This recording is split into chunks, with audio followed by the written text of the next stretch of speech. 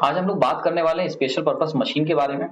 बहुत इंपॉर्टेंट ये टॉपिक होने वाला है और बहुत ही अनकन्वेंशनल टॉपिक है। जनरली ये जो स्पेशल पर्पस मशीन्स हैं, ये एग्जाम्स में अगर गेट की बात की जाए तो उसके अंदर इसका कुछ पार्ट आता ही आता है। For example single phase induction motor भी स्पेशल पर्पस मशीन का पार्ट है।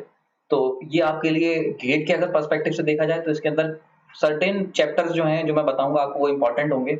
लेकिन अगर बात की जाए अदर एग्जाम्स की, जैसे कि यूपीसीएल हो गया, एसएससी जेई हो गया, ऐसे स्पेशली एसएससी जेई का अगर एग्जाम दे रहे हो तो वहां पे स्पेशल पर्पस मशीन का काफी पोर्शन आपसे पूछा जाता है। और गेट में एक और मोटर है स्टेपर मोटर, वो भी गेट के अंदर बड़ी इंपॉर्टेंट हो जाती है। तो इस पूरी सीरीज को हम लोग, ये जो पूरी सीरीज मैंने नई सीरीज शुरू करी है, इसके अंदर हम डिस्कस करेंगे different types of special purpose machines को और डिटेल में जानेंगे कि कैसे ये ऑपरेट करती हैं। ठीक, तो चलिए शुरू करते हैं। सबसे पहले बात करी जाए, अगर हम लोग मशीन की कैटेगरी की बात करी जाए, मशीन्स की केवल अगर हम लोग मशीन की बात की जाए तो इनको दो कैटेगरी में बांटा गया। सबसे थी मेजर कैटेगरीज। मेजर कैटेगरी, अगर मेजर कैटेगरी की बात की जाए, मेजर कैटेगरीज की, तो इसके अंदर आपके कौन कौन से टाइप्स थे? इसके अंदर हमारे टाइप्स थे डीसी मशीन्स, डीसी मशीन्स, ठीक है। इसके अलावा दूसरी कौन सी मशीन थी? Three phase induction, three phase induction थी।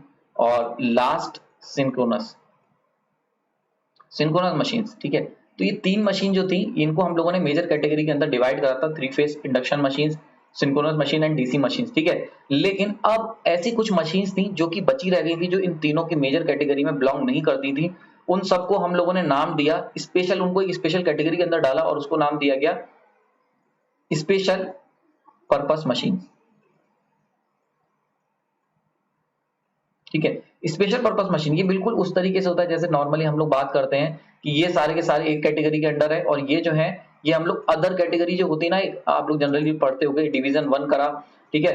वन एक पर्टिकुलर टाइप, सेकंड एक पर्टिकुलर टाइप, थर्ड एक पर्टिकुलर टाइप, और जो बचे होते हैं रैंडम टाइप जिसे कहते हैं, या फिर अदर कैटेगरी होती है, वो ही ये जो अदर कैटेगरी होती है यही हमारी स्पेशल पर्पस मशीन की कैटेगरी, यानी कि वो सारी मशीन, वो सारी इलेक्ट्रिकल मशीन जो कि इन मेजर कैटेगरी में बिलोंग नहीं करती हैं, जो भी स्पेशल टाइप की मशीन्स हैं उनको नाम दिया गया स्पेशल पर्पस मशीन। एक रीजन और भी था इसको स्पेशल पर्पस मशीन नाम देने का, कि ये जो मशीन्स होती है एक पर्टिकुलर पर्पस के लिए यूज होती हैं। एग्जांपल अगर देखा जाए, एग्जांपल इनके कौन कौन से होते हैं? एग्जांपल है आपका single phase induction motor, single phase induction Motors, ठीक है। दूसरा बड़ा ही कॉमन एग्जांपल है यूनिवर्सल मोटर, आपने नाम सुना होगा यूनिवर्सल मोटर्स, यूनिवर्सल मोटर्स।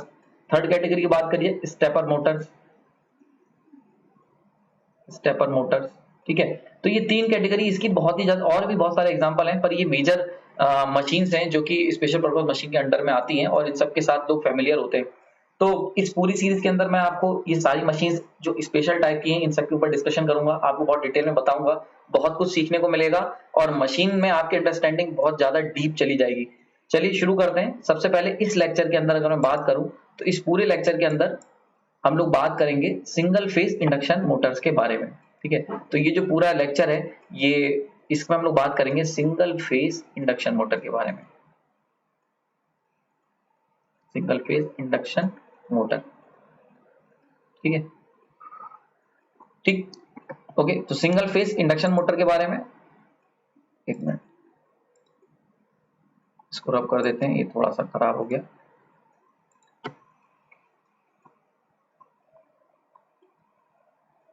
ठीक है। सिंगल फेज इंडक्शन मोटर, ठीक। तो अच्छा, सिंगल फेज इंडक्शन मोटर की अगर बात की जाए तो सबसे पहले हम लोग बात करते हैं रिक्वायरमेंट की।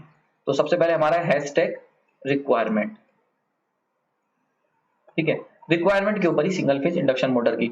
तो देखो मैंने आप लोगों को ट्रांसफार्मर सीरीज में बताया था कि जनरली जो ट्रांसमिशन होता है, यानी कि अगर बात की जाए पावर जनरेशन सिंक्रोनस जनरेटर से होता है, उसके बाद उसको हम लोग ट्रांसफार्मर से स्टेप अप करते हैं, देन ट्रांसफार्मर के बाद हम लोग ट्रांसमिशन लाइन से पावर को सप्लाई करते हैं, और ये पावर ट्रांसमिशन लाइन जाके एक ट्रांसफार्मर स्टेप डाउन ट्रांसफार्मर पे जाती है, एंड देन यहाँ से हम लोग के घरों में लाइट आती है, ठीक है। तो देखो ट्रांसमिशन की अगर बात की जाए तो ट्रांसमिशन हमारा पूरा का पूरा एसी में होता है, ठीक। अब एसी से चलने वाली अगर मशीन की बात की जाए तो हमारे पास तीन मशीन थी, ठीक। हमने तीन मशीन अब तक स्टडी करी थी। एक थी हमारे पास डीसी मशीन, एक थी हमारे पास सिंक्रोनस मशीन, और एक थी थ्री फेज इंडक्शन मशीन। तो डीसी मशीन जो है वो तो हम एसी से चला नहीं सकते, अगर आपको इसे एसी से चलाना है तो आपको कन्वर्टर की जरूरत पड़ेगी, जो कि एक बहुत ही इनइफेक्टिव और इनएफिशिएंट तरीका है, ठीक है।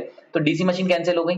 बात करते हैं सिंक्रोनस मशीन की। तो सिंक्रोनस मशीन के साथ दिक्कत क्या है कि ये कांस्टेंट स्पीड पे चलती हैं, कांस्टेंट स्पीड, इनके साथ आप स्पीड वेरी नहीं कर सकते, तो ये भी बेकार है। क्योंकि अगर मान लेते हैं अगर आपने पंखा अगर आपका जो फैन है वो सिंक्रोनस मोटर से चला रहे हो तो वो 1/5 स्पीड पे ही चलेगा, 5th के स्पीड पे, या 1st स्पीड पे चलेगा या 3rd स्पीड पे चलेगा, लेकिन उसको आप चेंज नहीं कर सकते, यानी कि रेगुलेटर काम नहीं करेगा तो ये स्पीड बेकार होगी। इसीलिए सिंक्रोनस मोटर का इस्तेमाल भी हम लोग घरों में या कंट्रोलिंग पर्पज से नहीं कर सकते। लास्ट जो इंपॉर्टेंट बचा वो था 3 फेज इंडक्शन मोटर।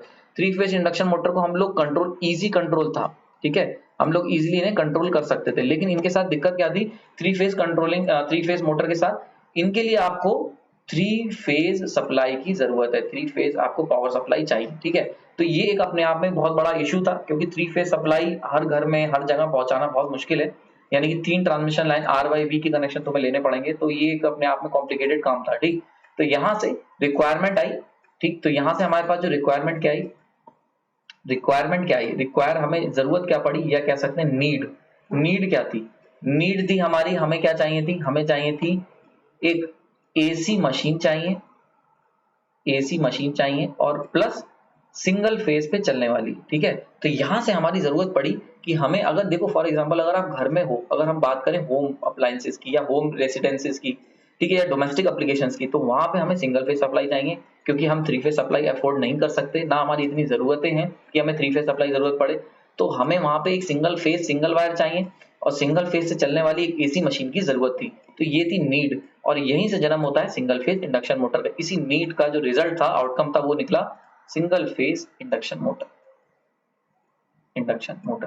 ठीक है। तो आपको समझ में आ गया होगा। सबसे पहले अगर बात की जाए रिक्वायरमेंट की, तो एक रिक्वायरमेंट थी फिजिबिलिटी की, यानी कि पहली रिक्वायरमेंट, यानी ट्रांसमिशन क्योंकि एसी में हो रहा था तो आपको चाहिए एसी थी, पर क्योंकि 3 फेज हम लोग अफोर्ड नहीं कर सकते थे, तो इसीलिए हमने क्या करा, इसको हमें सिंगल फेज इंडक्शन मोटर की जरूरत पड़ी बनाने की, ठीक है।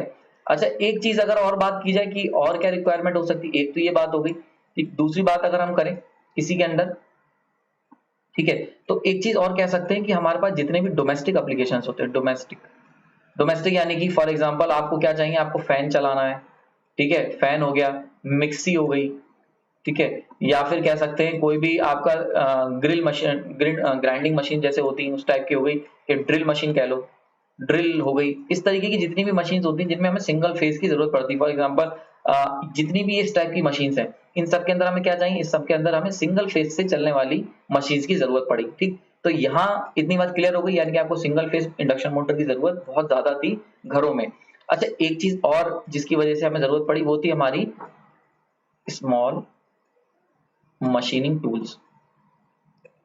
देखो, नॉर्मली जो 3 फेज इंडक्शन मोटर होती है, यानी कि 3 फेज, अगर हम लोग 3 फेज इंडक्शन मोटर की बात करी जाए, तो ये क्योंकि 3 फेज होती है तो बहुत हैवी मोटर्स जब आपको बनानी होती हैं, फॉर एग्जांपल अब